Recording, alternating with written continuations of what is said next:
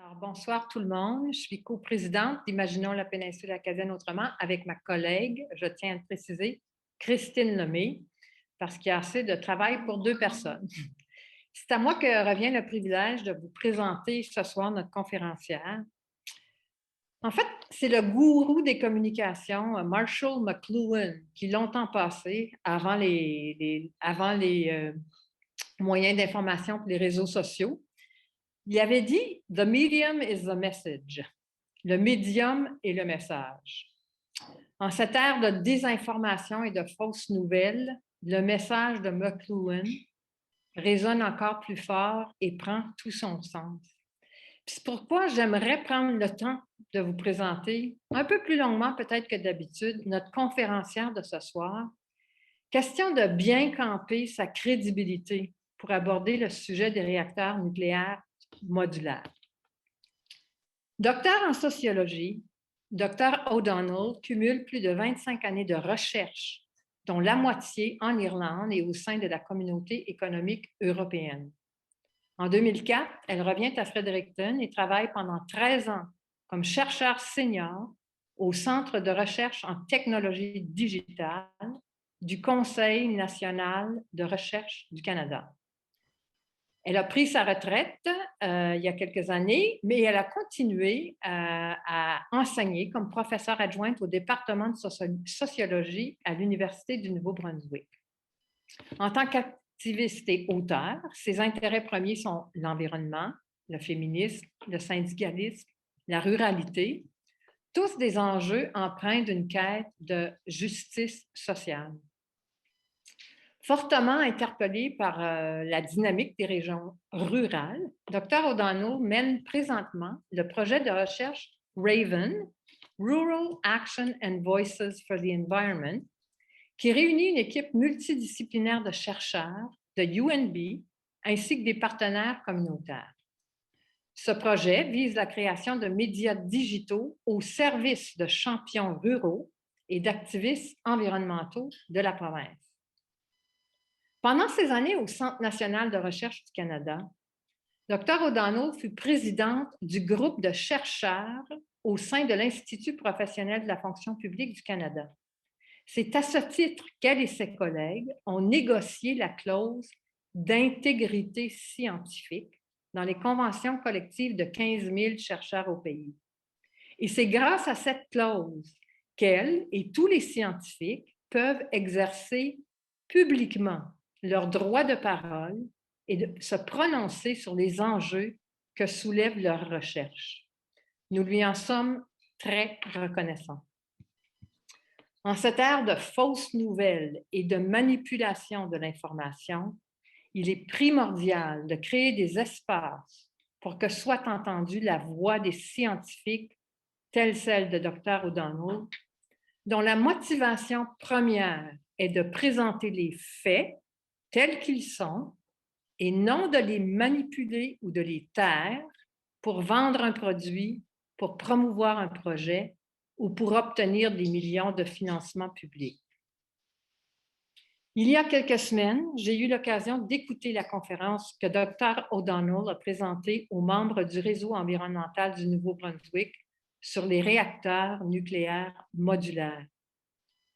Cette conférence m'a tellement bouleversée et interpellée que j'ai tout de suite voulu qu'Imaginons la péninsule acadienne autrement intègre à la programmation de l'Éco-Festival cette conférence.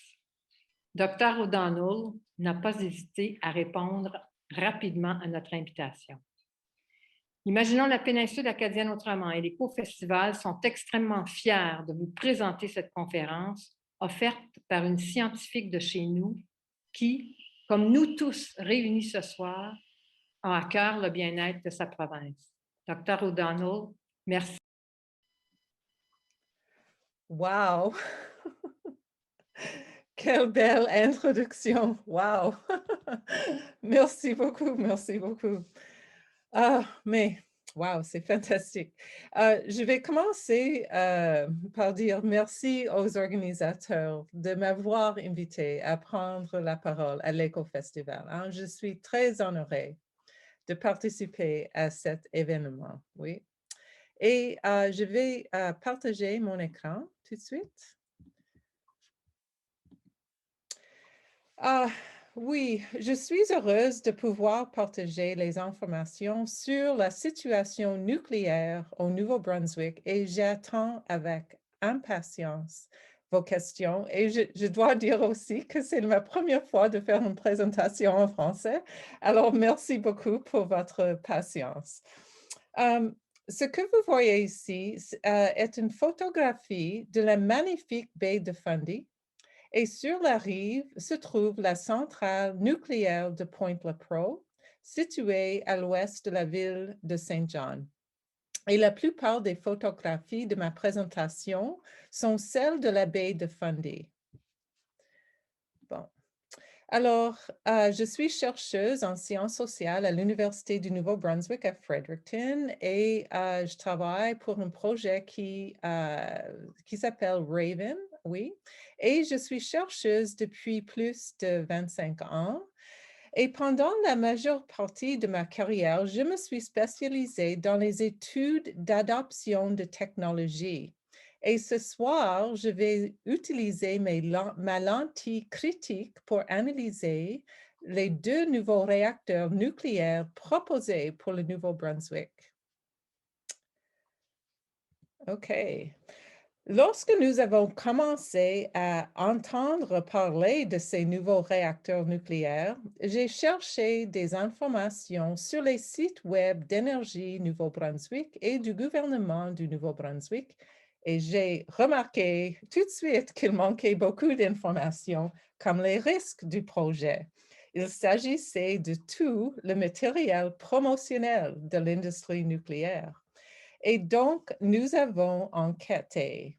Avec notre partenaire de recherche, le NB Media Co-op, nous avons publié et soutenu la publication de plus de 20 articles sur les réacteurs nucléaires proposés. Et puis, à la suite de ce que nous avons appris, nous avons rejoint la Coalition pour le développement de l'énergie responsable au Nouveau-Brunswick pour partager ces informations et soutenir l'activisme contre les réacteurs proposés au Nouveau-Brunswick. Et je vous encourage à visiter ce site ici du CRED-NB. OK, je commencerai par parler des réacteurs nucléaires proposés, puis des questions qui préoccupent le plus les défenseurs de l'environnement, l'action en faveur du climat et les déchets radioactifs. Et je résumerai ensuite les principaux risques financiers, puis je ferai des remarques finales. Bon, nous avons déjà un réacteur nucléaire existant au Nouveau-Brunswick, oui. La centrale nucléaire de Point-Lepreau d'énergie NB a ouvert ses portes en 1983 après des années de retard et de dépassement de coûts. Puis, il a été rénové et a rouvert en 2012, encore une fois après des années de retard et de dépassement de coûts. Et présentement, le Pro fournit environ 30% de l'électricité au Nouveau-Brunswick et il est prévu de le fermer d'ici 2040 et c'est la fin de la vie. Dans le monde entier, il existe plus de 50 modèles de petits réacteurs nucléaires modulaires et il n'y en a qu'un seul construit. Il est en Russie sur un bateau et nous n'en savons pas beaucoup. Il faut dire que les PRM sont complètement différents que les réacteurs des sous-marins nucléaires qui utilisent du combustible de qualité militaire. C'est complètement différent. C'est une autre chose complètement. Le plus avancé dans les pays occidentaux se trouve aux États-Unis. Il s'appelle NuScale. Jusqu'à présent, NuScale a dépensé près d'1 milliard de dollars et 15 ans en phase de conception et il n'est pas encore construit. Il y a deux projets de PRM proposés pour le Nouveau-Brunswick qui seront construits à côté du réacteur LePro existant à la baie de Fundy. Tout au long de ma présentation, vous les verrez comme les figures ici, les figures de conception en forme de nuage.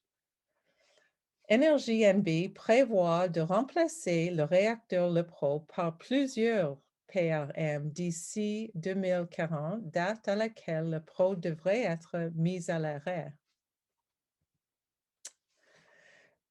Ces propositions de PRM sont examinées par la Commission canadienne de sûreté nucléaire, la CCSN.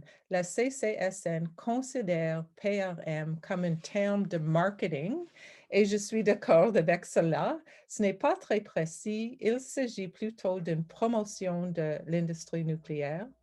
Ils ne sont pas si petits et ils ne sont pas si modulaires. La CCSN les appelle des conceptions de fournisseurs. D'autres experts nucléaires ont appelé réacteurs PowerPoint. Pour être précis, dans ma présentation, je vais appeler les conceptions des réacteurs nucléaires proposés. Au cours des 5 dernières années, Énergie NB a choisi les conceptions de 2 jeunes entreprises, Moltex Energy au Royaume-Uni et Arc Nuclear aux États-Unis. Et puis, en 2018, notre gouvernement provincial a donné 5 millions de dollars à chaque entreprise. Et les entreprises ont établi des bureaux à Saint John, puis chacune d'entre elles a demandé un financement fédéral. En février, le mois dernier, le gouvernement provincial s'est engagé à verser 2 millions de dollars supplémentaires à la société ARC. Et hier, comme vous savez, le gouvernement fédéral a donné 55,5 millions à Moltex. OK. Actuellement, Énergie NB prétend que les 2 réacteurs nucléaires seront construits comme des prototypes et lorsqu'ils auront réussi, des copies de ces prototypes seront vendues à des clients en dehors de la province. Le problème, c'est que le marché est complètement imaginaire. Il n'y a pas de clients en dehors de Énergie NB. Je n'ai connaissance qu'une seule analyse de marché pour le Canada. Elle a révélé que le marché au Canada n'existe pas. Le gouvernement du Nouveau-Brunswick a mis en place ce qu'il a appelé un centre de PRM dans la province et ils ont signé un protocole d'accord avec les 2 sociétés. Mais comme je l'ai dit, il n'y a pas encore de clients, sauf Énergie NB. Je vais maintenant vous dire en quoi ces réacteurs nucléaires proposés seraient similaires à ceux de LePro. Tout d'abord, ils seront coûteux à construire. Le réacteur de LePro, au moment de son ouverture définitive, le coût était 3 fois supérieur au coût estimé à l'origine. Pour les réacteurs proposés, il est très difficile à obtenir un chiffre. Cependant, le PDG d'une société a déclaré que le premier réacteur coûtera environ 2 milliards de dollars. Ils seront également similaires à ceux de LePro car tous les réacteurs nucléaires produisent des déchets radioactifs dangereux de haute activité. C'est un terme de l'industrie que nous paierons pour les maintenir à jamais. Eh bien, ce sera des centaines de milliers d'années, ce qui est un peu comme une éternité. Et lorsqu'elles seront déclassées, je vais fermer ça. Et lorsqu'elles seront déclassées, des sections de toutes les installations nucléaires deviendront deviendront ce que l'industrie appelle des déchets radioactifs de niveau intermédiaire, également toxiques, et elles devront être isolées et surveillées à jamais.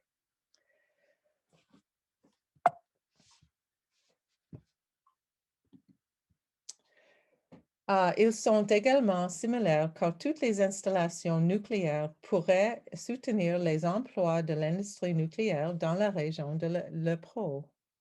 Yes, OK.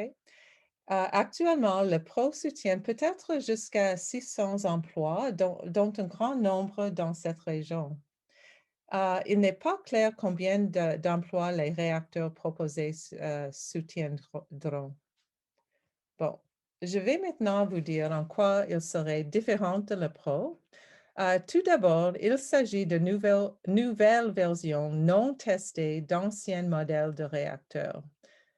Au cours de 70 dernières années, de nombreux modèles de réacteurs nucléaires ont été construits. La plupart d'entre eux n'ont jamais été construits à nouveau parce qu'ils n'ont pas réussi pour diverses raisons, généralement pas pour des raisons économiques. Bien sûr, ils seront plus petits que le Pro, mais même si, comme je l'ai dit, ils ne sont pas si petits, et si ils sont destinés à remplacer le Pro, nous en amènerons un plus grand nombre à produire la même quantité d'énergie.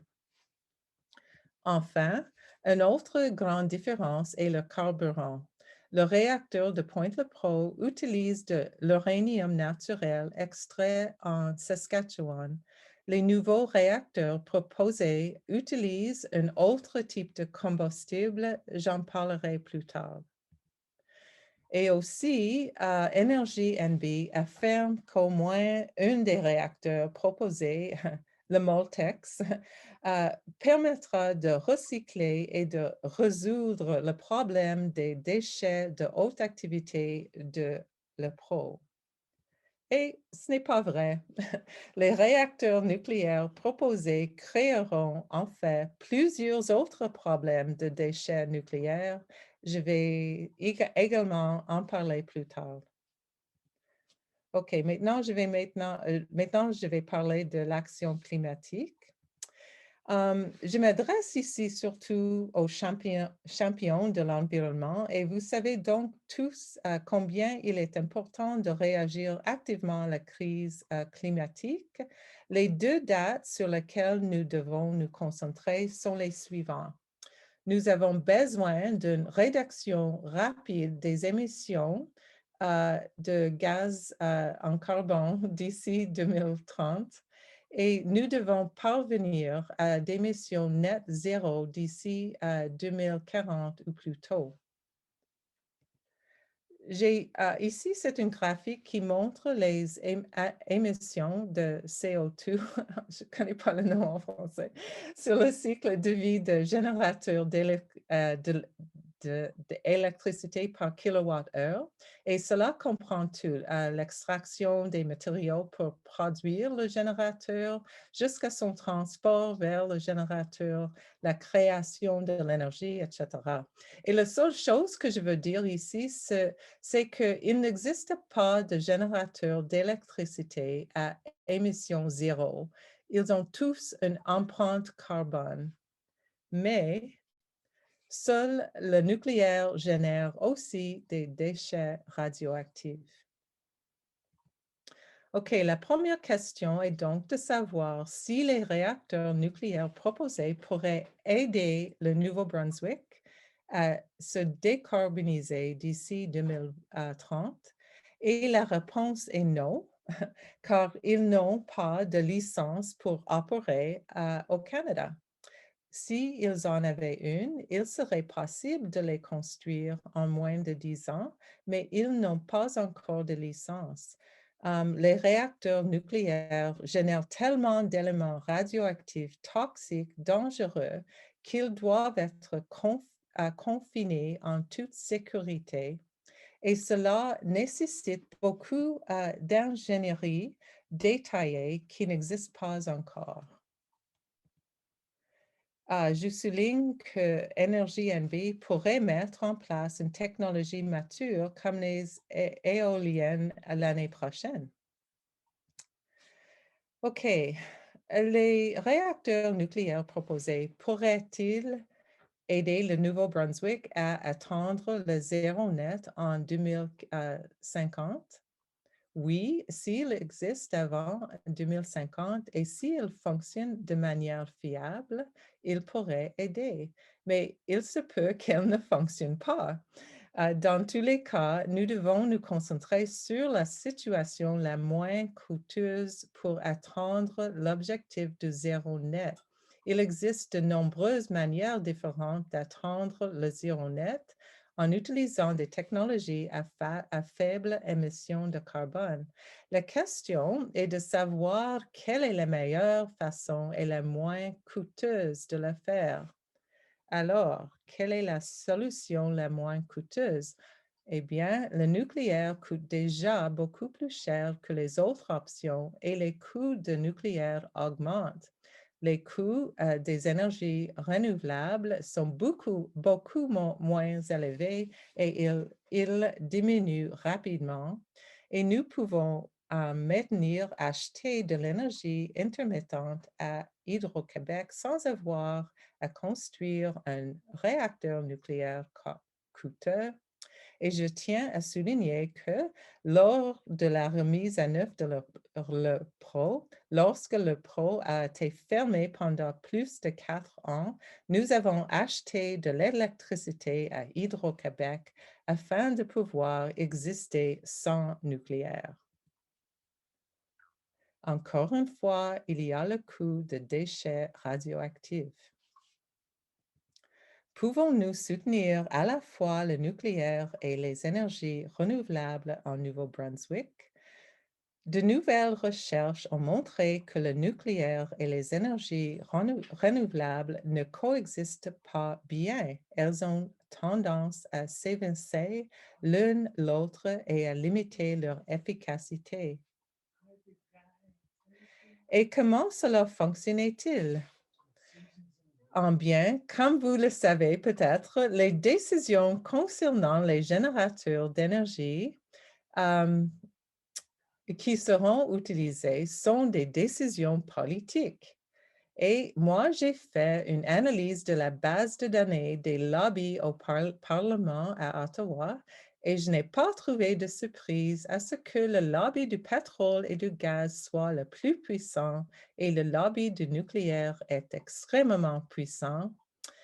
Et tous les deux sont plus puissants que le lobby des énergies renouvelables et ils font pression très, très fort pour s'assurer que les subventions vont au pétrole, au gaz et au nucléaire et non aux énergies renouvelables, comme nous avons vu hier à Saint John.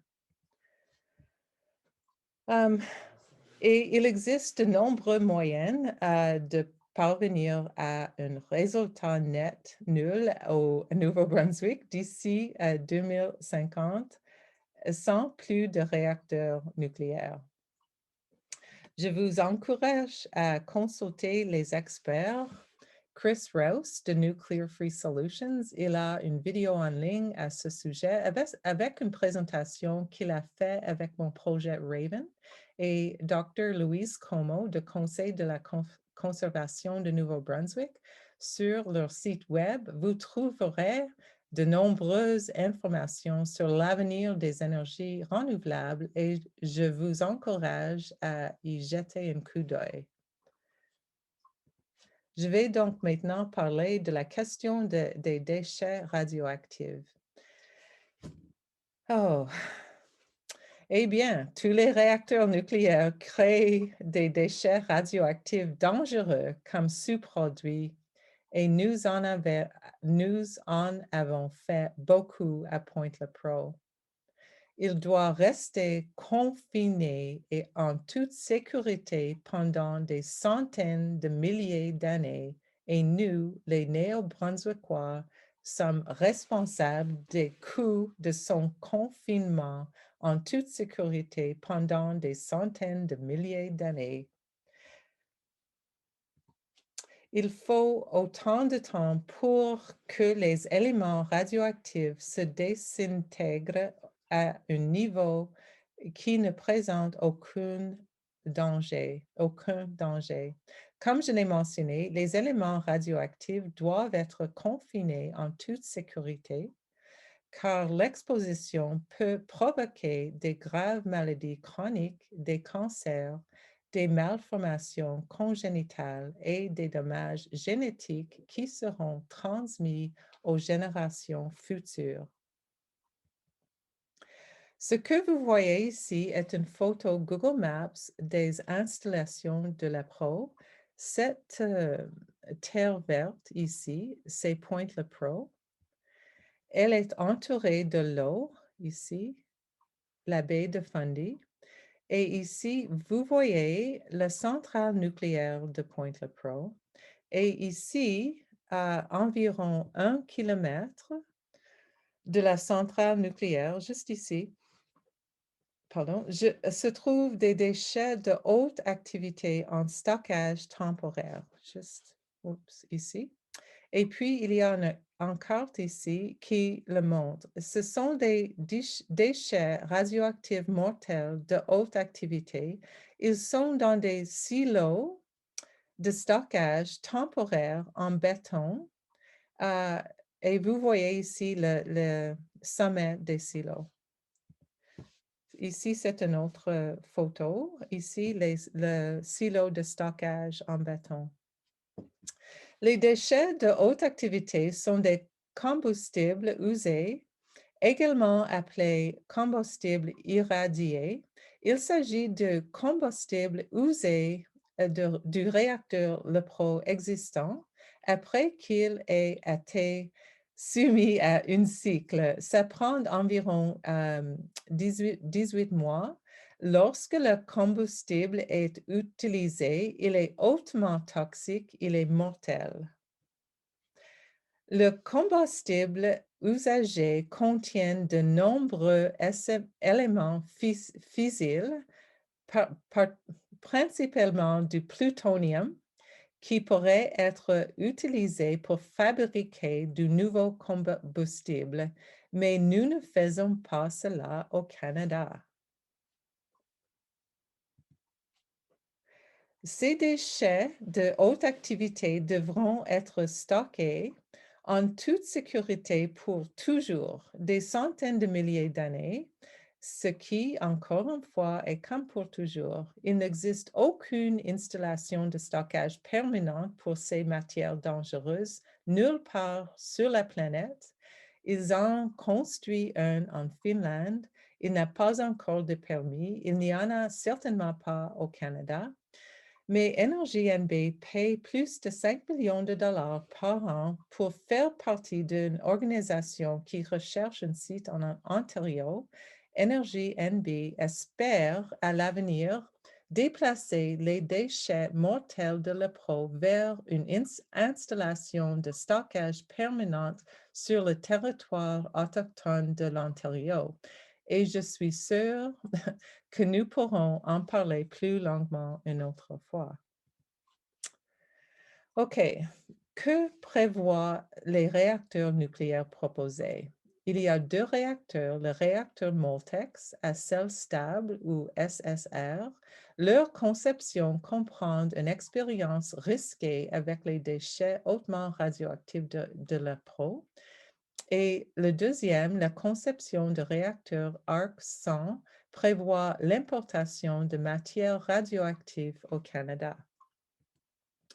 OK, tout d'abord, je vais parler du réacteur Moltex. Ce que vous voyez ici, c'est la même photo que je vous ai montrée plus tôt avec la centrale électrique ici, centrale nucléaire, et le stockage de déchets ici, de haute activité. Et j'ai inséré cette image uniquement à des fins de discussion. Je n'ai aucune idée de l'endroit où il prévoit de la mettre à Pointe-le-Pro. L'image montre l'installation Moltex ici, qui comprend 2 unités, Watts et le réacteur nucléaire SSR. Voici donc les déchets de haute activité. leur plan est d'ouvrir ces silos de stockage temporaire en béton qui contiennent du combustible usé, des barres de combustible solide. Ils les transforment Ils les transforment dans l'unité watts ici et les transformeront en liquide. Ça, c'est très important. Pourtant, ça, c'est du solide ici et ici, ils les transforment en liquide. Une partie de ces liquides, seulement une petite partie, moins d'1%, sera brûlée comme combustible dans le réacteur ici.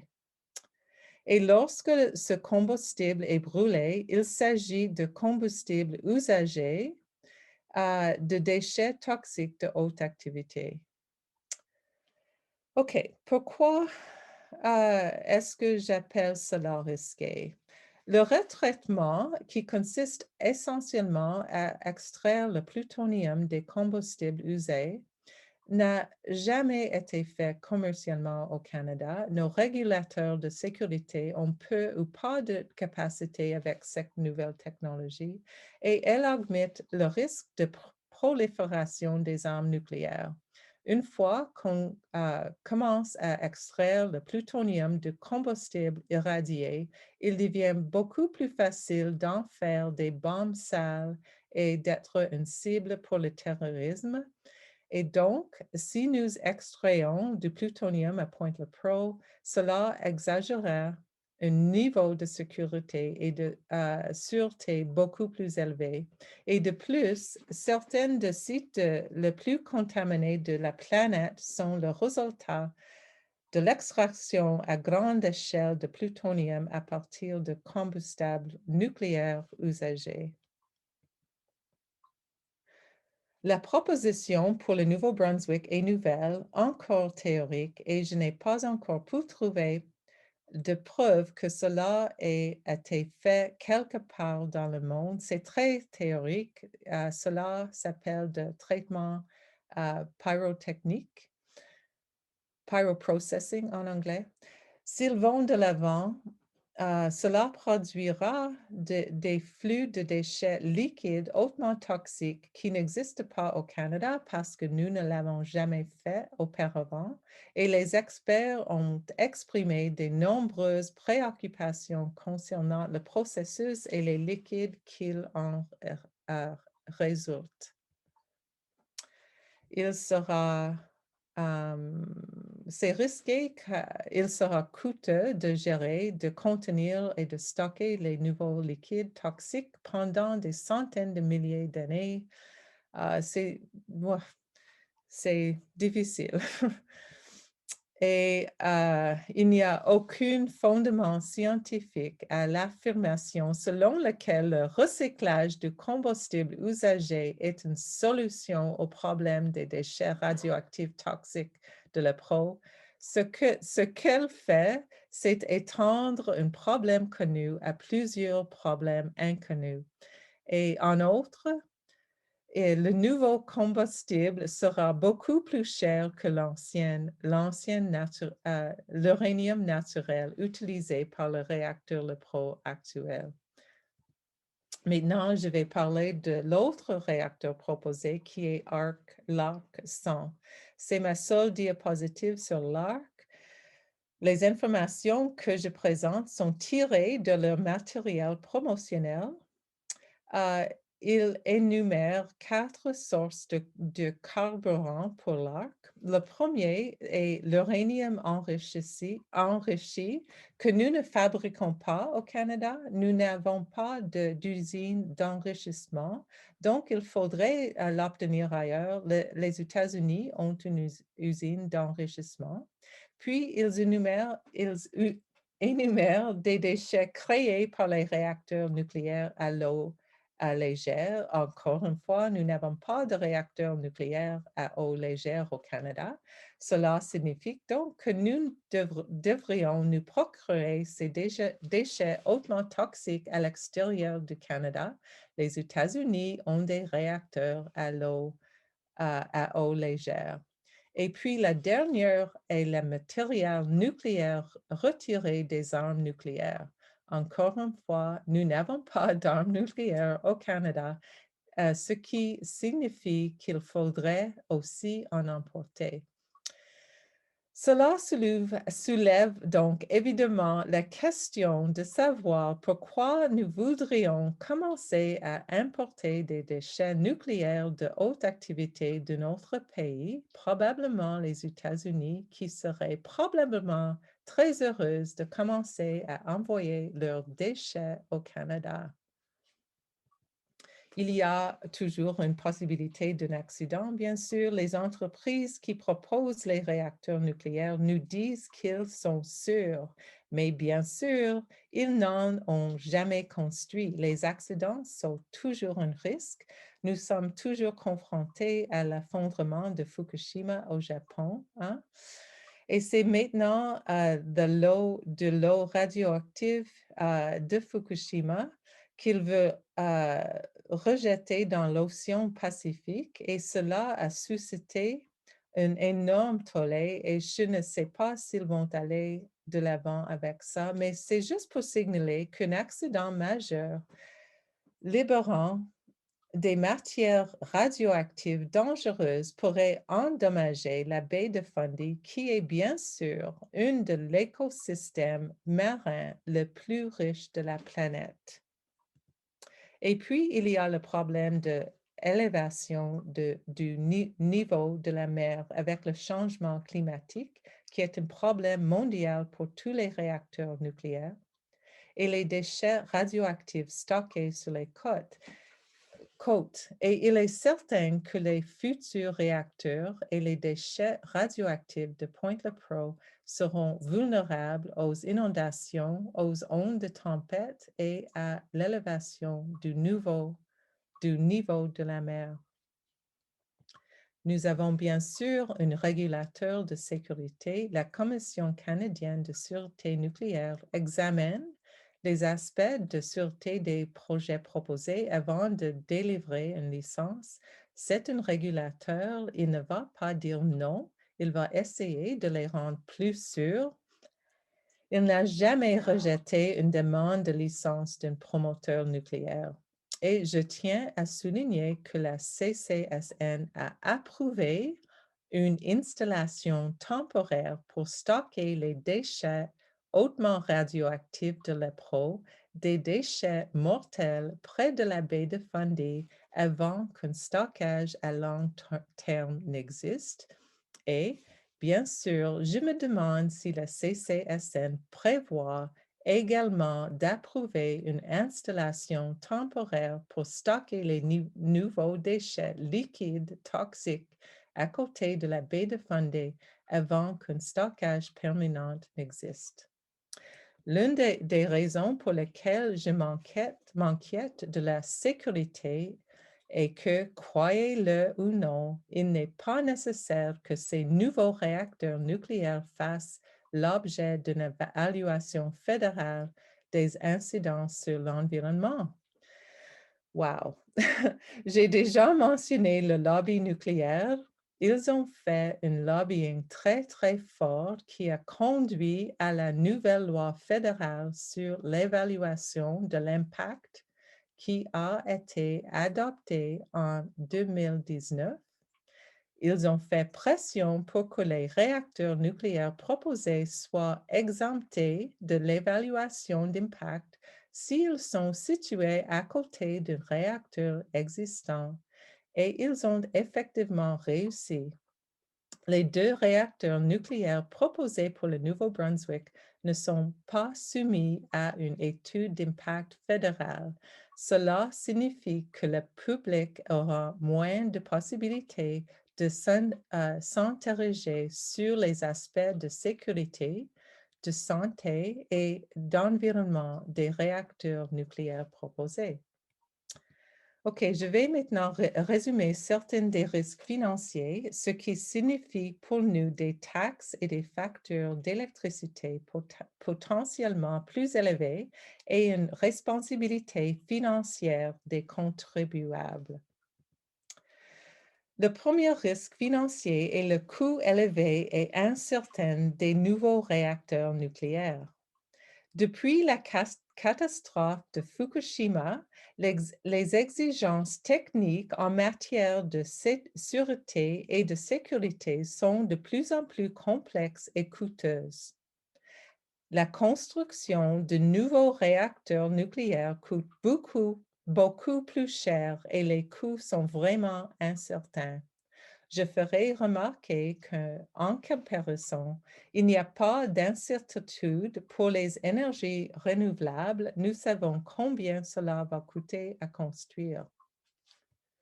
Le deuxième risque financier est que l'énergie nucléaire ne soit pas compétitive par rapport à l'éolienne et au solaire. J'ai déjà mentionné que le solaire et l'éolienne coûtent déjà beaucoup moins cher et leur prix baisse rapidement. Je ferai remarquer que le nouveau nucléaire ne pourra jamais réduire son prix au prix des énergies renouvelables et nous allons payer pour le coût de l'électricité produite.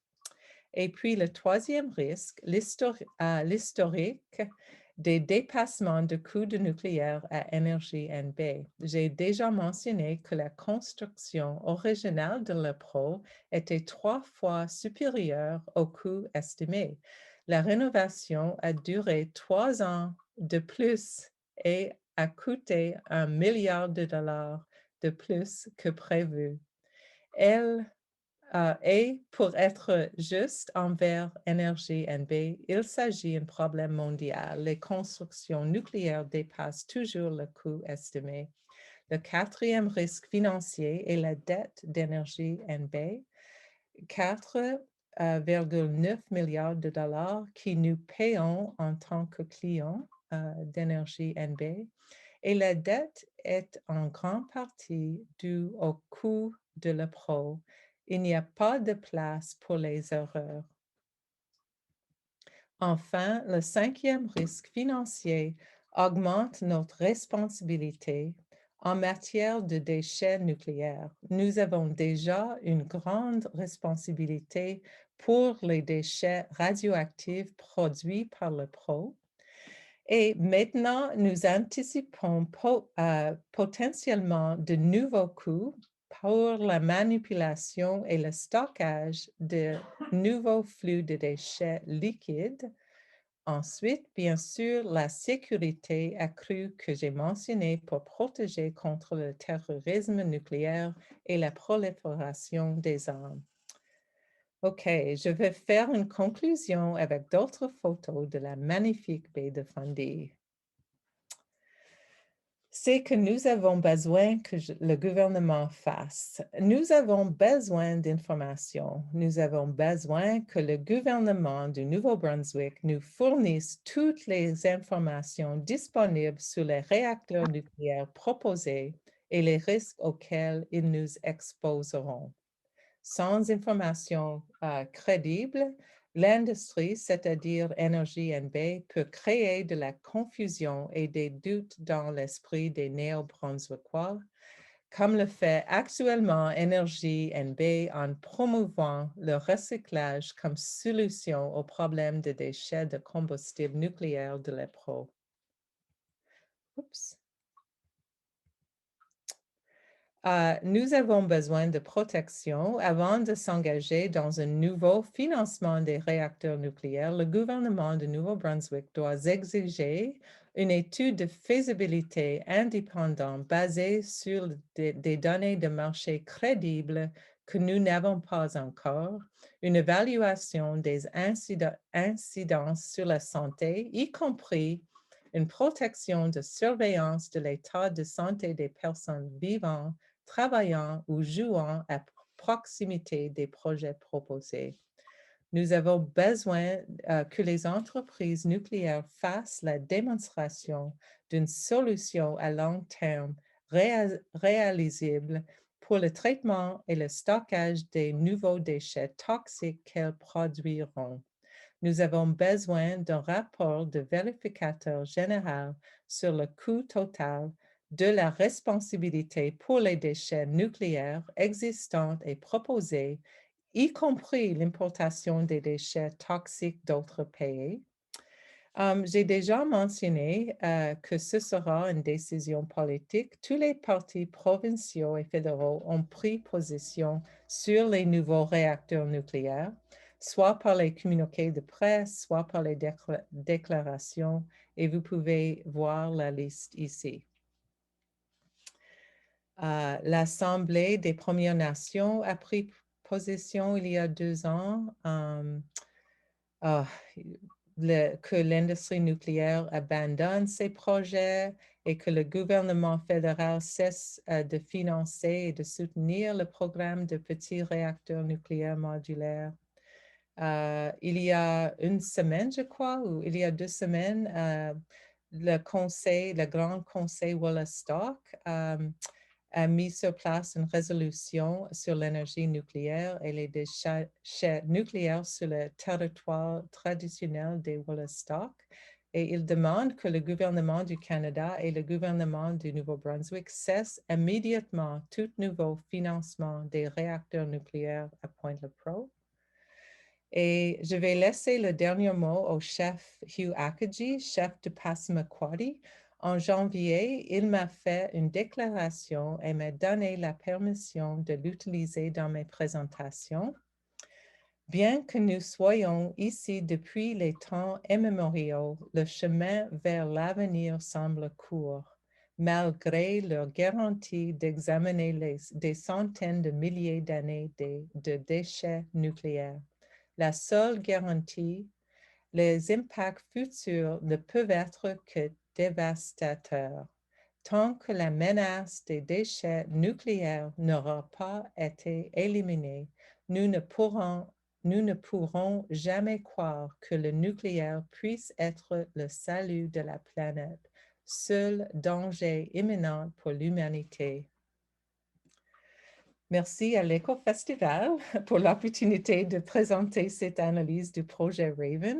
Une vidéo de cette présentation sera publiée et vous pouvez m'envoyer des questions par courrier électronique et je le ferai de mon mieux pour y répondre. Et pour plus d'informations ou pour tout matériel de référence, veuillez me contacter. Merci beaucoup. Bon, ben écoutez, on a de quoi célébrer, un petit verre de vin pour trinquer à ces bonnes nouvelles. Ouf! C'est beaucoup, beaucoup d'informations à assimiler. Heureusement, Dr. O'Connell va nous envoyer ces informations-là qu'on partagera largement avec toutes celles et ceux qui voudront s'en servir. Et je pense qu'on a intérêt à ce que ce côté-là de la médaille de ces projets-là soit connu le plus possible. Je ne peux pas imaginer que quelqu'un qui soit informé de ces faits-là voit là des opportunités. Mais bon, on laisse maintenant la place à vos questions, à vos préoccupations. On va déjà aller voir dans le chat si quelqu'une ou quelqu'un a déjà des questions à poser. Sinon, manifestez-vous, on va vous donner la parole. On peut profiter de la présence de Dr. O'Connell avec nous pour encore une quinzaine de minutes. Donc, est-ce qu'il y aurait des questions? Est-ce qu'il y en a? Est-ce qu'on en voit? Oui, vas-y, Lucille. Alors, Lucille a une question. Moi, j'ai une question pour vous, Susan. Je me demandais, c'est quoi la raison d'Énergie Nouveau-Brunswick? Pourquoi ils ne veulent pas acheter l'énergie d'Hydro-Québec? Parce qu'on sait que ça avait été discuté là, dernièrement, je pense. Là. Puis finalement, la décision avait été rejetée, mais je me demandais pour quelle raison. OK, mais il achète déjà de l'électricité de Hydro-Québec. Hein? Il achète, je ne sais pas le pourcentage, mais ça existe toujours. Il achète toujours l'électricité du Québec. Et comme j'ai dit, je pense que quand le pro était fermé pendant 4 ans, il achète de l'électricité. Il faut mettre d'autres lignes de transmission. Ça, c'est vraiment une chose, oui, mais c'est toujours possible d'acheter plus de l'électricité. Pourquoi pas? Peut-être pour les raisons politiques. Il y a ça, je ne sais pas vraiment, des raisons politiques.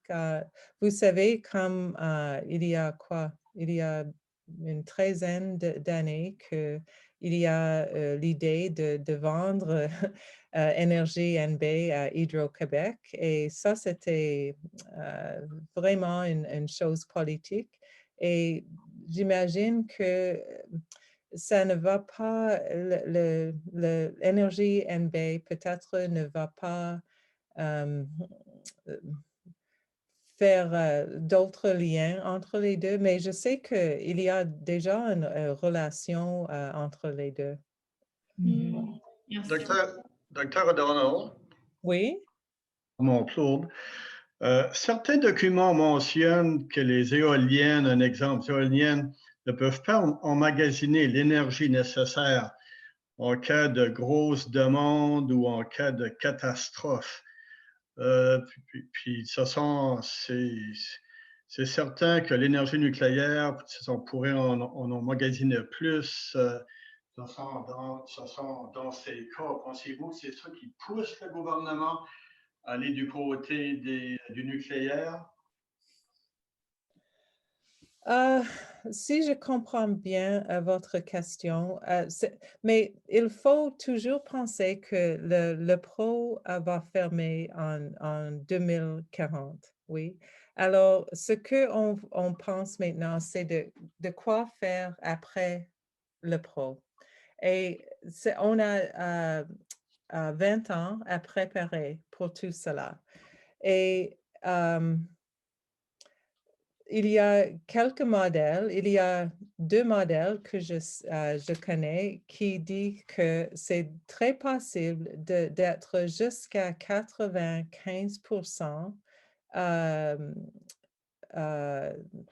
sans carbone par 2040 quand le pro ferme. Le problème, c'est le 5% à la fin. Peut-être pour les cas que vous mentionnez, il y a toujours un problème de 5% de l'électricité et on doit jeter un coup d'œil sur les options pour cette 5%. C'est bien possible que dans 15 ans, il faut toujours usager, par exemple, quelque chose comme Coulson Cove, oui. Mais ce n'est pas nécessaire de bâtir de nouveaux nucléaires. Est-ce que ça répond à votre question? Je ne sais Mais pas. selon vous, qu'est-ce que c'est que vous donnerez un peu comme solution? Est-ce que vous dites que les éoliennes pourraient faire le travail? Parce que là, on sait que le gouvernement du Québec pourrait nous vendre de toute façon de l'énergie, puis de Terre-Neuve-Labrador pourrait le faire, qui donnerait probablement moins cher.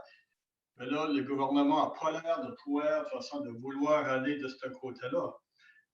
Mais c'est de l'autre côté. Pensez-vous que l'énergie éolienne pourrait sauver la situation? Mais ça, je dois dire que je ne suis pas experte sur les plans exacts pour Nouveau-Brunswick. Je sais, j'ai déjà mentionné Chris Rouse, mon projet recherche Raven, soutenir une présentation que vous pouvez voir quand il présente toutes ces options. Je ne me souviens pas combien de pourcentage l'éolienne a pris dans ce modèle, par exemple. Je ne peux pas dire ça, mais je sais que c'est possible. Je suis sûre que c'est possible et c'est tout ce que je sais. Et je peux vous recommander de voir cette émission pour tous ces renseignements. C'est bien, merci. OK. On a une question ici de GH. Concernant les risques de catastrophes nucléaires, est-ce vrai que la somme des risques des petits réacteurs dépasse le risque d'un réacteur standard pour une même production d'énergie? Donc, vous avez compris la question, Susan? Oui, j'ai compris. Mais le problème, comme j'ai dit, par exemple, le Pro est 660 mégawatts, oui. Et Arc 100, par exemple, le PDG de Énergie NB a dit que c'est possible de mettre 4 Arc 100 à la Pro, OK? Alors, comme ça, vous avez 4 réacteurs nucléaires au lieu d'un réacteur nucléaire. Alors, la possibilité d'un accident est multipliée par 4. On ne sait pas si le Pro est plus ou moins risqué que les autres, parce que ça n'existe pas encore, oui, on ne sait pas. Mais je veux dire que c'est sûr que la possibilité pour 4 réacteurs sont plus élevées qu'un réacteur. Ça, c'est certain. Merci, Susan. Est-ce que ça répondait à ta question, GH? Oui? On va laisser la parole à Thierry qui avait la main levée. Tu peux y aller, Thierry. Hi, Susan. Je me demandais comme citoyen, tu es juste une personne, puis tu as une communauté, tu es juste une couple de milliers de personnes, mais tu sais, comment une communauté pourrait changer la direction de tout ça? Parce que tu vois, le provincial, conservateur, eux autres voient de l'avant. Le libéral, fédéral, eux autres ont donné de l'argent. On dirait le seul pouvoir comme citoyen que l'on aurait, ce serait simplement de voter différemment. Je ne sais pas si changer ma maison en net zéro réglera, ça réglerait mon problème. Je n'aurais pas besoin de dépendre sur l'énergie Nouveau-Brunswick. Mais comme je me demande comme ensemble qu'est-ce que l'on pourrait faire pour changer la situation parce que ça semble être un black hole of money that just goes. OK. Oui. C'est une très bonne question. Parlons-en. C'est la seule chose. Parce que moi, je suis convaincue que si les citoyens ont les renseignements, ils ont fait la pression aux politiciens. Ça, je suis certaine. Le problème, c'est que les Néo-Brunswickois sont pas bien informés. Et ça, c'est le problème. Et ça, c'est pourquoi je suis très satisfaite de cette soirée ce soir, parce que c'est très, très important de partager de renseignements.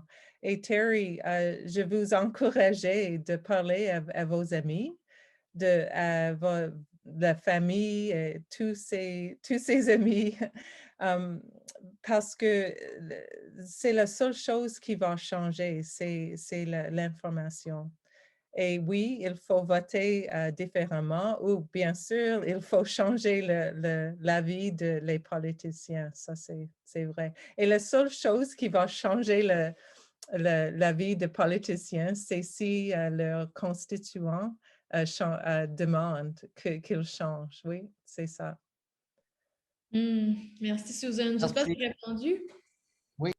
Super. J'aimerais juste, sur cette question-là, Terry, puis tous les autres, c'est que nous, on a rencontré nos 4 députés il y a quelques semaines. On leur a parlé spécifiquement de ce dossier-là, de nos inquiétudes. On les a invités à assister à la conférence de ce soir. Je ne sais pas s'ils sont en ligne, mais assurez-vous on va se faire un devoir de leur envoyer la présentation et de les inciter fortement à l'écouter pour entendre l'autre côté de la médaille. Parce que je suis certaine qu'ils ont beaucoup d'informations des lobbies et de ceux qui proposent les projets, mais ils n'ont sûrement pas souvent l'occasion d'avoir des informations autres. Donc, on va se faire un devoir de leur fournir. Aussi, merci, j'ai bien de penser de quelque chose d'autre. Des lettres à l'Acadie Nouvelle. Ça, c'est très, très important. Moi, j'ai déjà publié quelques articles là-bas, mais il faut écrire des lettres. Il y a un journaliste là-bas qui s'appelle Justin Dupuis et je pense que c'est nouveau à l'Acadie Nouvelle. Il est très intéressant dans le nucléaire. Je lui ai parlé quelques fois. il faut démontrer vos intérêts à ce sujet et peut-être il va écrire plus d'articles. Et ça, c'est très important. C'est un très bon point, Susan. Je vais laisser la parole à Christine qui avait aussi une question. Oui, bonjour. Moi, j'ai une question à propos d'un documentaire que j'ai vu il y a quelques semaines déjà, qui avait été produit en 2012. Ça s'appelle « Gentilly or Not to Be ». Gentilly, qui est comme une centrale nucléaire, mais un peu la sœur jumelle de Pointe-le-Pro, parce que c'est une centrale nucléaire qui a été bâtie avec, je pense, les mêmes plans. Donc, ce documentaire-là avait été fait au moment où le gouvernement du Québec proposait de rénover la centrale Gentilly, un peu en même temps que nous, on aurait rénové la nôtre. Et il y avait eu, après ce documentaire-là, beaucoup de contestation puis de mobilisation parce que dans le documentaire, il y avait une grande dénonciation de l'impact de la centrale nucléaire sur la santé des gens qui habitaient à proximité de la centrale. Puis je me demandais si vous aviez fait des recherches là-dessus, vous aviez de l'information par rapport à l'impact d'une centrale nucléaire sur la santé des gens qui habitent à proximité. Oh, mais il y a plusieurs questions dans ça, mais merci beaucoup pour enlever cette situation parce que c'est vrai, c'était une jumelle de LePro, exactement. Et les gens au Québec a réussi à fermer ce centrale nucléaire. Ça, c'est très encourageant. Je ne savais pas que ça existait un film. Je vais le chercher. Merci pour ça. Ça, c'est un problème parce que c'est dans une zone rurale, LePro. Et non, il n'y a pas vraiment, il n'y a pas d'études comme d'études vraies des situations de santé. Mais vous savez, le problème avec le nucléaire, ce n'est pas qu'une fois que tu habites juste à côté d'une centrale nucléaire que tu vas être malade. Ça n'existe pas comme ça du tout. La radioactivité, ça marche très, très lentement. Ça prend comme 10 ans pour un cancer de poumon, par exemple, et tout ça. Et ça ne va pas affecter tout le monde. Alors, c'est très, très difficile de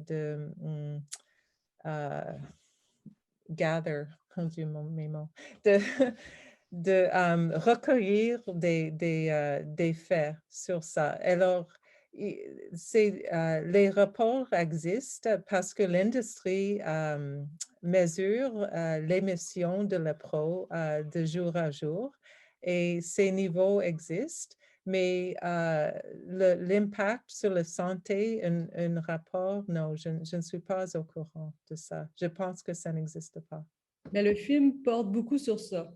OK, c'est intéressant. Mais j'ai l'impression que Gentilly était dans une zone un peu plus populée que LePro, je ne sais pas. Peut-être un peu plus, mais c'est pas mal la campagne. OK, c'est intéressant. OK. Je vais en chercher. Merci beaucoup pour ça. De rien. Merci. Est-ce que Lise, tu voulais prendre la parole? Ah, on vous entend. Ah, super. La Pointe-le-Pro, c'est juste en face de Trois-Rivières. Moi, j'ai vécu pendant 20 ans à Trois-Rivières avant de m'en venir ici. J'ai fait partie de ce mouvement d'opposition-là. Et puis, effectivement, en fait, les travailleurs qui travaillent dans ces usines-là sont très, très confrontés à des problèmes de santé. Puis, il y a quelque chose qui n'a jamais été prouvé, mais on a toujours soupçonné qu'à un moment donné, il y avait eu comme des fuites d'eau, je ne sais pas trop quoi. Puis tout d'un coup, sur une période de quelques mois, plusieurs bébés avec des multi-malformations. Puis c'était toutes des personnes qui avaient visité la rue proche de l'endroit. Alors, on n'a jamais eu la preuve de ça, mais dans la population, ça a créé un gros doute. Puis ça a été des grosses mobilisations, des grandes mobilisations. Ce qui aide au Québec, c'est le fait d'avoir l'hydroélectricité. Fait que les gens, finalement, se disent pourquoi se mettre autant en danger alors qu'on a quelque chose de plus sécuritaire. T'sais? Puis moi, je pense qu'au Nouveau-Brunswick, c'est ce qu'il faut créer avec le solaire et l'éolien. Comme là, ici, à Moncton, l'autre automne, les compagnies en question sont venues au département de génie à l'université pour faire leur promotion, tu sais, le lunch servi et tout, pour faire la promotion de ces projets-là, comme quoi que ça allait vraiment, là, c'est, mon Dieu, là, tu sais, pour gagner de l'appui auprès des enseignants, auprès des étudiants, tu sais, puis possibilité d'emploi, puis, tu sais, comme développer un appui. On est allé questionner, mais mon Dieu, j'aurais aimé avoir eu la conférence qu'on a eue aujourd'hui. On était là, nous autres, on grattait pour avoir de l'information, tu sais. Tout ce qu'on a pu faire, au moins, c'est soulever la question de la sécurité. Puis jamais ils ont été capables. On a tout le temps ressoulevé la question. Jamais ils ont pu répondre sérieusement à cette question-là de la sécurité, de comment ils allaient sécuriser les déchets. Fait que ça a créé un petit peu un petit cause party, un peu, là, tu sais, le fait que ça ne roulait pas là, comme dans l'huile. Ça fait que, à côté de ça, en ce moment, on veut travailler beaucoup avec on a un nouveau comité d'environnement à la ville qui démarre cette semaine, le 24 mars. On a fini par établir ce comité-là, suite à toutes les manifestations des Fridays for Future, tout ça. Et ça fait partie des plans de ce comité-là, de mettre en place des plans solaires, pas juste sur une maison, mais pour la ville.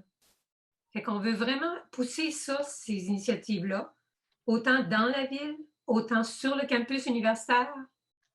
C'est drôle, le groupe qu'on a devant nous autres, là, puis qui a l'air de ne pas être d'accord avec ça, c'est Énergie Nouveau-Brunswick. C'est qu'on n'a pas tout tiré au clair, qu'est-ce qui se passe avec ça, mais alors, on va essayer de travailler puis voir comment est-ce qu'on peut avancer avec ça. Mais moi, je pense qu'il faut développer, parce que quand les gens disent comme M. a soulevé tout à l'heure, ben, peut-être qu'on n'a pas résolu tous les problèmes pour emmagasiner l'énergie. Moi, autour de moi, là, mon mari est physicien, puis autour de moi, c'est plein de scientifiques. Ils ont les yeux rivés là-dessus, puis ils travaillent là-dessus, puis ils pensent à ça pour essayer de résoudre le stockage. Puis pour eux autres, c'est une question de temps que ça va être résolu. Déjà, la facilité de production, le coût de production a diminué pour les faire, toutes ces choses-là. Les éoliennes, là, des fois que les gens ne veulent pas avoir là, tout partout, et ils vont s'en venir avec des petites éoliennes qu'on va mettre sur nos toits de maison, là, qui va être comme bien cute, puis qui va fournir notre énergie. Autrement dit, la science puis les jeunes sont prêts à travailler sur ça. Puis pendant ce temps-là, les supporters de l'énergie fossile, là, nos dinosaures, là, ben, eux autres nous tirent vers l'arrière, sous prétexte que ben, on ne sait pas tout, on ne peut pas tout emmagasiner. Mais je pense qu'on sait encore bien moins d'affaires de leur côté que du nôtre. Tu sais, si on peut dire, là, pour nous autres, c'est une question de voir comment développer la technologie pour l'emmagasinage. Pour eux autres, c'est plein de dangers. Puis nous autres, quand c'est arrivé leur présentation à l'université, tu sais, plusieurs disaient, ben ouais, donc, ils vont pas se mettre à développer ça. Là. Tout le monde se rappelle de Fukushima, puis tout ça. Ben là, on est comme surpris de constater que, mais oui, ils sont en train de le vouloir sérieusement, puis avec tout le budget, tout ça. Alors donc, la présentation d'aujourd'hui, moi, me confirme encore plus combien ils les veulent, ces mini-centrales-là. Les millions qui sont mis en ce moment nous montrent combien ils les veulent. Puis c'est comme c'est le lobby du pétrole, puis moi, je ne le comprends pas bien. Comment le pétrole, les lobbies du pétrole, et on se comprend à Irving, Énergie Nouveau-Brunswick, le gouvernement Higgs, les autres préfèrent supporter ce genre de projet-là plutôt qu'une hydroélectricité qui vient d'un secteur public, qui plus est, qui a une longue expertise francophone, là, quand ils nous viennent avec leurs affaires. Là, ils ont même préféré faire affaire avec des entreprises privées de Terre-Neuve-Labrador plutôt que de faire affaire avec le Québec pendant un certain temps. Il faut le faire, là, alors que les tarifs auraient été moindres. Mais il y a des gens aujourd'hui qui disent que ça aurait coûté bien moins cher de faire affaire avec eux autres. Mais alors, il y a comme un petit... puis moi, ce noyau dur-là, moi, je pense que c'est la filière du pétrole, c'est Irving qui tient les cordeaux. Là, on a parlé du pétrole du Manitoba ou du produit. Là. Alors, c'était ça que je voulais réentendre sur comment le Manitoba vient jouer son jeu là-dedans. Oh, Manitoba, ça, je ne sais pas, Manitoba. Ça, je ne sais pas. Mais je veux dire quelque chose, Lise. Je suis complètement d'accord avec vous. OK. Et je veux dire que le pouvoir, ce n'est pas seulement l'énergie, le pouvoir, c'est le pouvoir. Et les gens qui oh mon Dieu, je cherche les mots. Les gens qui ont le pouvoir ont le pouvoir. C'est ça que je veux faire.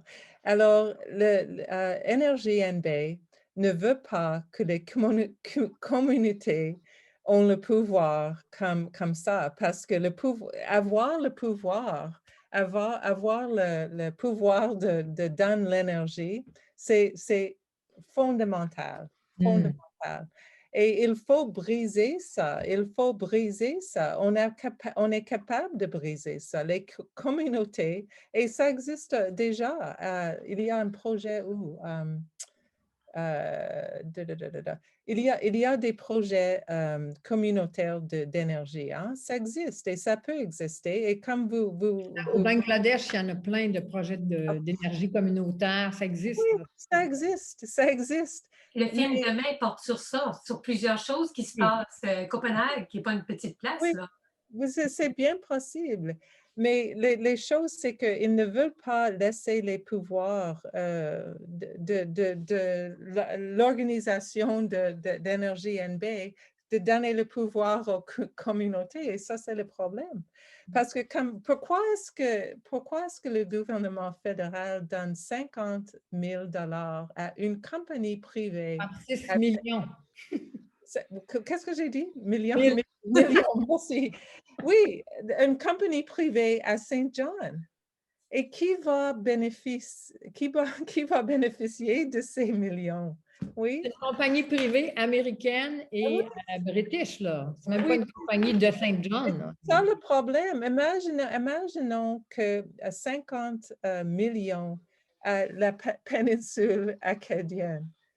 Qu'est-ce qu'on peut faire avec ça, avec la génération de l'électricité communautaire? C'est une vision complètement différente. Et ça, c'est le problème. Et ça, c'est ce qu'on doit faire, c'est changer la vision.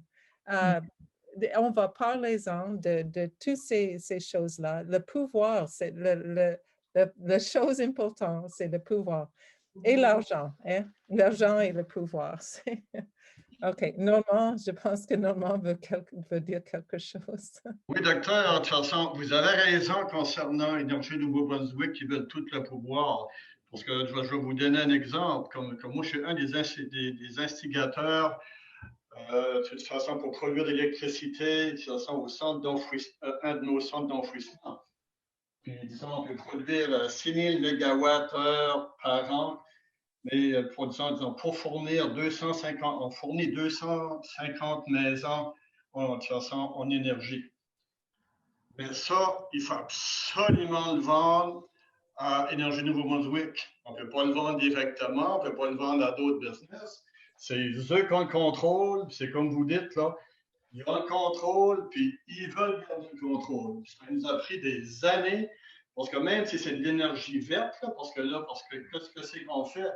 C'est qu'on récupère le gaz, de toute façon, le gaz de méthane, au lieu que ça va dans les airs, on a une génératrice qui a coûté au-dessus d'1 million, puis disons, ça rentre là-dedans, puis on le sort en électricité. Ça nous a pris des années à pouvoir avoir un contrat avec Énergie Nouveau-Brunswick pour pouvoir qu'ils nous achètent, de toute façon, qu'ils nous achètent notre électricité. C'est que les gens contrôlent, puis ils vont toujours vouloir avoir le contrôle. Parce qu'on a un surplus d'électricité, on ne peut même pas le vendre à personne de façon. Même s'il y aurait une business, parce qu'on a un surplus qu'on pourrait vendre à d'autres industries, ils ne veulent pas. Il faut toujours passer par eux. C'est les seuls qui ont le droit d'acheter l'électricité. Ça me confirme, ça. Puis votre électricité, vous la produisez avec... Il y avait d'autres personnes qui voulaient poser des questions. Le temps passe parce qu'on aurait peut-être tendance à donner la parole à des gens qui n'ont pas encore parlé. Désolée. Oui, je voulais juste savoir comment ils produisaient leur électricité. Pardon? Comment vous produisez votre électricité à partir des déchets? Oui. Exactement. Parce que tu vois, les déchets produisent du gaz de méthane. Et qu'est-ce que c'est qu'on avait aussi de l'enfouissement? On avait des torchères, on brûlait, puis ça s'en allait de toute façon dans les airs. Qu'est-ce que c'est qu'on a fait? On a installé une génératrice qui a coûté au-dessus d'1 million. Ça fait que, qu'est-ce que c'est que ça fait? C'est que ça récupère le gaz de méthane. Puis qu'est-ce que c'est que ça le transforme en électricité. À l'heure actuelle, on peut fournir environ 250 foyers en électricité. Ok, merci, Conrad. Est-ce que, Susan, tu voulais réagir à ça? Ah, non, pas vraiment. Moi, j'aurais une question pour Mme Susan. Oui. Oui. Oui, je peux y aller? Oui, allez-y. Oui, OK. Bon, merci Éco-Festival pour cette belle opportunité. Puis, Mme Susan, mais moi, c'est pas nécessairement une question, mais c'est un constat. Je suis déçu, moi, de notre ministre Dominique Leblanc qui nous a vanté son projet, le corridor énergie, tel qu'il l'a appelé la boucle atlantique. Puis, il y avait un transfert d'énergie avec le Nouveau-Brunswick, Terre-Neuve et Labrador et la Nouvelle-Écosse. Puis, il clamait ça à bras ouverts. Puis, tout d'un coup, il décide que c'était les petits réacteurs nucléaires. Mais pourquoi avoir changé d'idée aussi vite?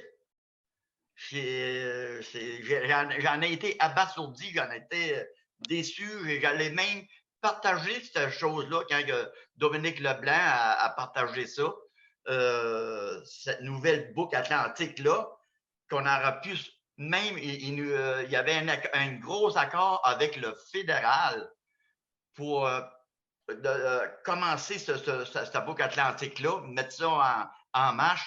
Puis là, il décide de promouvoir les réacteurs nucléaires. OK. Y aurait-il une raison, Mme O'Donnell, pour qu'il ait changé de bord comme ça? Oui, mais il faut comprendre très bien que le lobby nucléaire est très, très, très fort. C'est incroyable. C'est connecté, très connecté avec les États-Unis. Ça, c'est une autre chose complètement. Je n'ai pas eu le temps d'en parler ce soir, mais il y a une lien entre un instant. L'industrie nucléaire ici au Canada et le militaire aux États-Unis. Malheureusement, c'est très lié. Et c'est comme ce qu'on fait maintenant, vraiment, malheureusement, c'est vraiment, c'est comme contre le militaire. Parce qu'il y a un lien entre les deux. C'est un peu compliqué, mais notre projet Raven a déjà fait une conférence. Vous pouvez trouver le vidéo sur notre site. Mais c'est très, très fort, Conrad. Le lobby nucléaire, c'est connecté comme, c'est pas croyable. Et c'est ça, mais on a la possibilité à Nouveau-Brunswick et c'est ça qui m'encourage. Ici, c'est très difficile en Ontario, hein, parce qu'en Ontario, c'est vraiment le centre nucléaire au Canada. C'est très, très fort. Ici, au Nouveau-Brunswick, on a l'opportunité de briser cette relation et de vraiment briser. On a 20 ans avant la fermeture de la Pro. On a 20 ans de le faire et on peut le faire. Je suis convaincue. Mais c'est pour ça, Conrad, malheureusement, je veux dire, c'est le lobby nucléaire. C'est très, très fort à Ottawa. Okay. C'est le lobbying avant le peuple.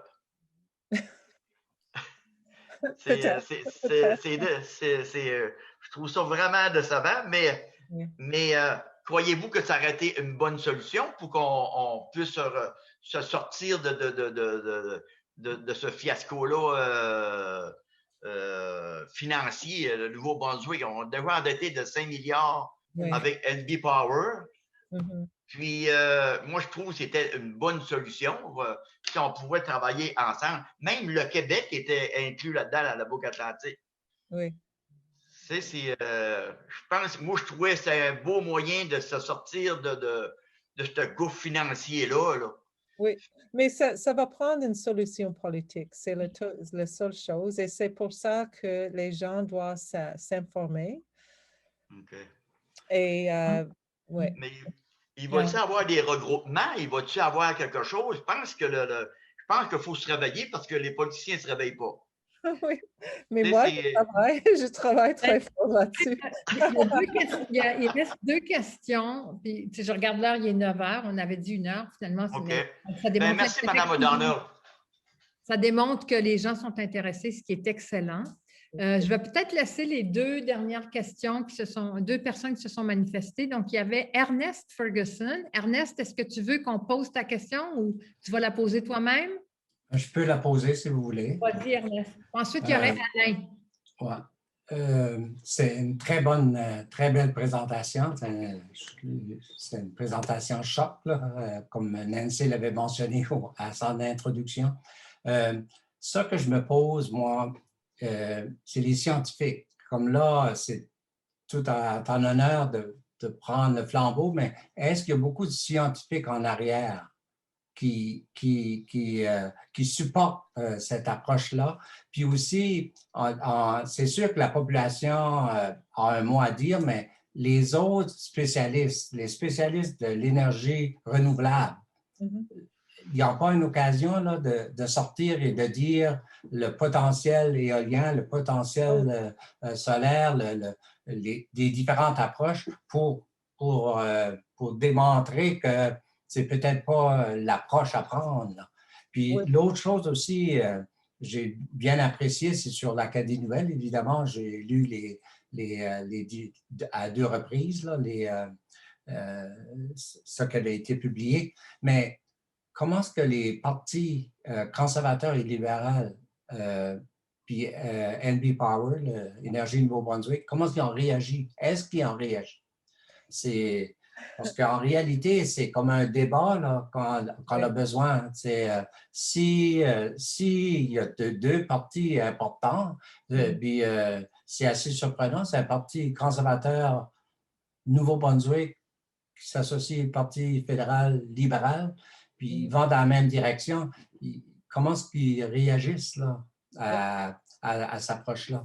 OK. Premièrement, Mark Jacobson. Je ne connais pas les noms en français. Il y a peut-être les chercheurs aussi, mais en anglais, Mark Jacobson, il est en Californie. C'est quelqu'un à regarder. Moi, j'ai travaillé avec 4 collègues universitaires pour la plupart. Et on a mis un genre de papier pour le ministre Holland, le ministre de l'Énergie. Et moi, j'ai rencontré le ministre Holland et on a commencé à parler avec lui. On a une autre réunion dans 2 semaines avec le ministre. Et parce que moi, je suis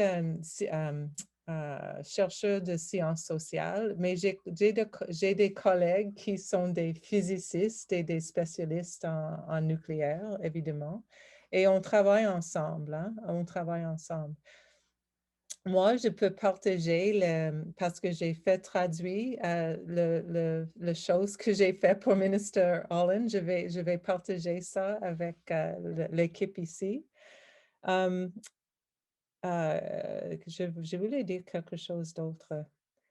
Holland, puis que, tu sais, que vous aviez rencontré le ministre Holland.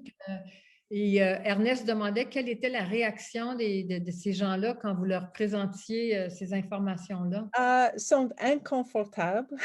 No kidding. Mais, OK, je veux dire quelque chose. Moi, j'ai écrit une des lettres que j'ai écrites à Acadie Nouvelle. J'ai souvent l'habitude d'envoyer une copie comme par courriel, par email à tous les représentants à Fredericton. Et je dis, hey, lis cet article, tu vas vous informer. Et Minister Holland a répondu à une de ces courriels. Et elle a dit, oui, je veux vous rencontrer. Et comme ça que ça a commencé. Alors, il faut toujours envoyer des lettres. J'ai aussi une amie qui a vu la présentation que j'ai faite en janvier. Elle a envoyé une lettre à Minister Holland. Minister Holland lui a téléphoné personnellement d'en parler. Alors, comme ça, les politiciens sont sensibles à ça. Mais oui, c'est intéressant et c'est comme ça qu'il faut envoyer des lettres. Il faut envoyer des lettres directes à l'Acadie Nouvelle. Il faut en parler. Et les politiciens sont très sensibles à ça. Et c'est seulement comme ça qu'ils vont changer d'avis. C'est seulement comme ça. Quand les gens parlent ensemble qu'ils ne veulent pas de nucléaire à Nouveau-Brunswick, c'est la seule chose qui va changer la situation. Merci. Et la dernière question à Alain, qui a la main levée depuis 40 minutes. Oui, bonjour, Madame O'Donnell. Merci pour la conférence. C'était vraiment très intéressant, très convaincant. Une chose qui me surprend dans tout ce que je peux lire sur le sujet, dans les médias et tout, c'est l'absence du terme politique énergétique provinciale. On parle beaucoup de nucléaire, tout ça, et puis on dirait que c'est comme indépendant de tout le reste. Est-ce que ça s'inscrit dans une politique énergétique provinciale? À quand remonte la plus récente politique provinciale sur l'énergie? Mais c'est très intéressant, Alain. C'est très intéressant ce que vous dites parce que c'est vrai. C'est comme en anglais, on dit que c'est hardwire. C'est comme l'énergie NB, c'est la seule chose qu'il peut penser, c'est le nucléaire. Et quand tu lis l'histoire de l'EPRO, de centrale nucléaire l'EPRO, c'est très intéressant parce que les autres provinces ne veulent pas bâtir une centrale nucléaire. Et ça n'existe pas de raison à Nouveau-Brunswick. Ça ne fait pas de sens qu'il y a une centrale nucléaire à Nouveau-Brunswick. Ça ne fait pas de sens du tout.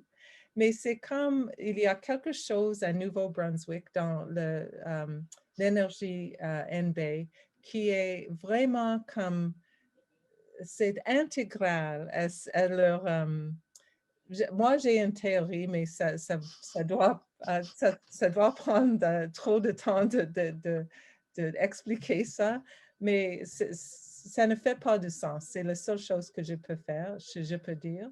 Mais vous avez raison, vous avez raison. Je ne sais pas.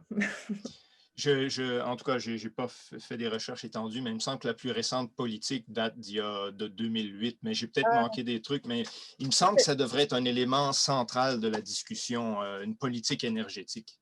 Oui, mais est-ce que vous parlez de l'énergie, la politique de l'énergie NB?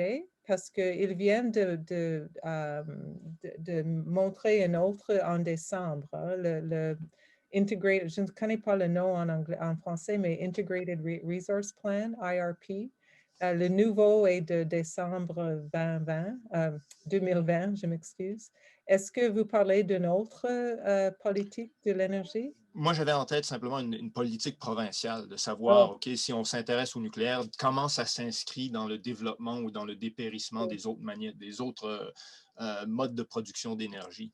Oui, mais la seule chose auquel je suis au courant, c'est le politique d'énergie NB qui vient de décembre 2020. Oui. Okay. Mais je t'encourage, si tu es vraiment intéressant à ça, le gens que j'ai mentionné, Chris Rouse, je ne pense pas qu'il parle français, mais il est très intéressant et il aime jaser avec des gens parce qu'il connaît beaucoup de cette situation. C'est lui qui a fait un plan alternatif pour le Nouveau-Brunswick.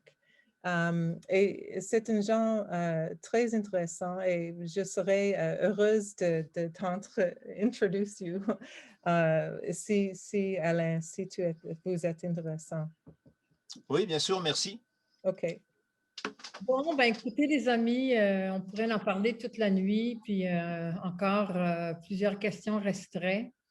C'est une discussion qu'il va falloir poursuivre. De notre côté, à Imaginons la péninsule acadienne autrement, on va poser certains gestes très concrets dès la fin du festival, c'est-à-dire d'écrire à nos députés, leur envoyer la présentation, d'écrire une lettre à l'opinion, émettre un communiqué. Je pense qu'il faut commencer à penser en termes de campagne beaucoup plus large de sensibilisation. Je me demande même s'il n'y aurait pas lieu que la Coalition pour l'énergie responsable pense à une option d'un documentaire qui pourrait être présenté un peu partout parce que c'est le genre d'outil qui rejoint beaucoup plus de monde que de lire des choses. Il y aurait peut-être à un moment donné une manifestation organisée, une pétition. Moi, je pense qu'on se rend compte que pour ça, il faut qu'on s'organise pour faire entendre nos inquiétudes et obtenir l'attention de ceux qui décident de ces choses-là. Puis, il y a le réseau environnemental du Nouveau-Brunswick aussi qui réunit l'ensemble des intervenants en environnement de la province qui pourrait devenir une plateforme qu'on pourrait mettre à profit. Parce que ce n'est pas juste un enjeu pour la péninsule, c'est un enjeu pour l'ensemble de la province. Donc, on veut vous remercier énormément, Dr. O'Donnell, d'avoir passé ce temps-là avec nous. Vous nous avez beaucoup, beaucoup aidé à mieux comprendre ce qui nous guette. J'aimerais aussi remercier tous les participants en ligne. Merci de votre patience parce que ça a duré plus longtemps, mais j'imagine que c'est parce que vous étiez intéressés. Et je cède le mot de la fin du festival à notre directrice générale, Lucille Doiron, qui, avec sa collègue Sarah Picard, vous ont offert tout au long de la semaine cette programmation dont on est très, très fiers. Alors, Lucille, Oui. à toi le mot de la fin. Bien, merci, Nancy. Mais on est vraiment content de terminer la semaine de l'Éco-Festival. Je pense que ça s'est super bien passé. C'est intéressant parce qu'avec la version en ligne, toutes les activités qu'on a mises en ligne toute la semaine vont être disponibles sur notre site web. Donc, si vous les avez manquées, si votre famille les a manquées, vous pourrez aller les regarder. Puis, merci encore à Susan. Puis, on sait que ça termine un petit peu sur une note pas tout à fait évidente, mais je pense que c'était nécessaire, comme vous avez pu le constater. Puis, on espère que vous serez là pour les prochaines éditions d'Éco-Festival. Puis, on espère aussi que toutes les belles habitudes, puis tout ce qu'on a montré au courant de la semaine, ça va être de plus en plus ancré dans la péninsule acadienne, puis dans les gestes au quotidien des gens. Donc, on vous invite à en parler autour de vous, puis essayer vraiment de faire un changement plus durable pour la péninsule acadienne, pour le Nouveau-Brunswick, puis continuer de se battre avec nous. Donc, merci à tout le monde d'avoir été là. Merci. À la prochaine. Bye bye. Bonne soirée.